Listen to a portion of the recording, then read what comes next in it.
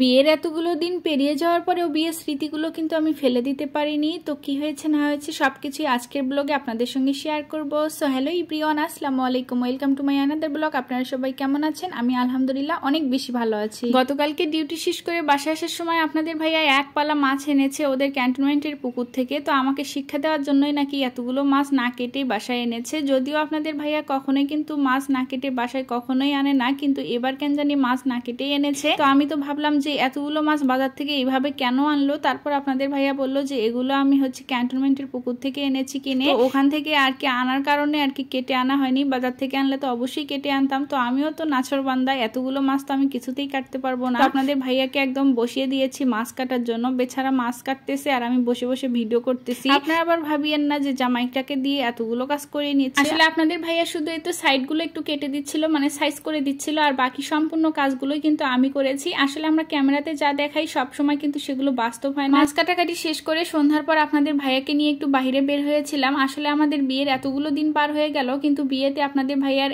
এক close friend আমাদেরকে একটা ঘড়ি গিফট করেছিল। ঘড়িটা অনেক দামি, কিন্তু আমি অনেক দিন ব্যবহার করেছি তবুও নষ্ট হয়নি। কিন্তু কিছুদিন থেকে মানে 5-6 মাস থেকে আর কি ঘড়িটা পড়েছিল। ঘড়িটার ব্যাটারি একদম শেষ হয়ে গেছে, আর ওই তো যেটা দিয়ে ফিটিং করে সেই জায়গাটা আর কি নষ্ট হয়ে গেছে, মানে আঠাটা হয়তো নষ্ট হয়ে গেছিল। আপনাদের ভাইয়াকে বললাম দেখো, একটা মানুষ আমাদেরকে স্মৃতি হিসেবে একটা জিনিস গিফট করেছে, ছোট হোক আর বড় হোক গিফট তো গিফটই। এই জিনিসটা আমাকে আজকে ভালো করতেই হবে, আমি এই জিনিসটা ফেলে দিতে চাই না। মানুষ কত ভালোবেসে আমাদেরকে একটা গিফট করেছে, সেটা আমি কখনোই ফেলে দিব না। যদিও নষ্ট হয়ে যদি পরেও থাকতো তবুও আমি এটা ফেলে দিতাম না, কারণ আমার কাছে উপহারের অনেক মূল্য। তো সেই জন্য আর কি আমরা হচ্ছে ঘড়িটা ভালো করে তারপর বাসায় এনেছি। আর আপনাদের ভাইয়ার ঘড়িটারও একটু ব্যাটারি শেষ হয়ে গেছিল, তো সেটারও একটু ব্যাটারিটা চেঞ্জ করে নিলাম। আসলে আমরা মধ্যবিত্ত, অনেকে আছে ঘড়ির ব্যাটারি শেষ হলে সেটা ফেলে দিয়ে রাখে, কিন্তু আমরা কিন্তু ঘড়ির ব্যাটারি হাজার শেষ হলেও সেটা আবার রিপেয়ার করে কিন্তু ব্যবহার করতে জানি, কারণ আমরা মধ্যবিত্ত, কোনো জিনিসই আমাদের কাছে ফেলনা নয়। যাই হোক, বাসায় আসার সময় আসার পথে দেখলাম এরকম কচু, আর এই কচু দিয়ে মাছ খেতে তো আমার ভীষণ ভালো লাগে। সত্যি কথা বলতে আমি ছোটবেলা থেকেই কিন্তু এমন একটা মেয়ে যে সব খাবারই কিন্তু আমার পছন্দ, আমি কোনো খাবারই অপছন্দ করি না। যেটাই আমাকে দিবেন সেটা দিয়েই কিন্তু আমি খেতে পারবো। এখন আলু ভর্তা হোক, মাছ মাংস হোক, আর কচু পাতা হোক, আর কচু ভর্তা হোক, যেটাই হোক। অনেক ছোটবেলায় আমার বাবা বিদেশে গেছে, কিন্তু আমার আম্মু কিন্তু আমাদের দুই বোনকে একা একাই মানুষ করেছে। তো সব সময় টাকা পয়সা থাকলেও কিন্তু আম্মু বাজারে যেতে পারতো না, আর সব রকম খাবার কিন্তু আমাদেরকে এনে দিতে পারতো না। তাই যেটাই রান্না করতো আমরা কিন্তু সেটাই খুব সুন্দর হাসি মুখে কিন্তু খেয়ে নিতাম। আমার আম্মু কখনোই বলতে পারবে না যে আমার মেয়েরা খাওয়ার জন্য কখনো বায়না করেছিল বা এটা খাবো না ওটা খাবো না, কখনোই বলতে পারবে না। যদিও আমার ছোট বোনটা একটু খাওয়া নিয়ে ভেজাল করে, কিন্তু আমার কিন্তু খাবারের প্রতি কোনো ভেজাল ছিল না। আমাকে আমার আম্মু যেটা দিয়েছিল আমি কিন্তু সেটাই খুব সুন্দর করে খেয়ে নিয়েছিলাম। এখন যদি লবণ মরিচ দিয়েও ভাত মেখে দিয়েছিল আমিও কিন্তু সেটাও খেয়েছিলাম। এখন হয়তো বা সবকিছু আগের মতো নাই, এখন মন চাইলে ফ্রিজ ভরে সবকিছু একদম মাছ মাংস কিন্তু টইটুম্বর করে রাখা যায়, যখন মন খুশি তখনই খাওয়া যায়। কিন্তু আগের কালে কিন্তু এরকম একটা অবস্থা ছিল না, টাকা থাকতেও কিন্তু সবকিছু সময় মতো পাওয়া যেত না হাতের কাছে।